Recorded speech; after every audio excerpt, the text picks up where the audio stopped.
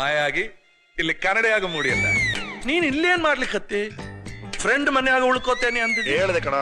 ಅಲ್ಲಿ ಹೋದೆ, ಅಲ್ಲಿ ಹೋದ್ರೆ ಅವನಿಗೆ ವಿಪರೀತ ಜ್ವರಪ್ಪ. ಏಕಾಏಕಿ ಜ್ವರ ದುಡಿಯುತ್ತ. ಡಾಕ್ಟರ್ ಬಂದ್ರು ಆಪರೇಷನ್ ಮಾಡ್ಬೇಕಂತೆ, ಅಪೆಂಡಿಕ್ಸ್ ಅಂತೆ. ತಡಿ ಅಪೆಂಡಿಕ್ಸ್ ಕೆಳಗಿರ್ತದ, ಇಲ್ಲೇನೋ ಇರುತ್ತಲ್ಲ ಟಾನ್ಸಲ್ಸ್. ಟಾನ್ಸಿಲ್ಸ್ ಇಲ್ಲಿ ಇರುತ್ತಾ?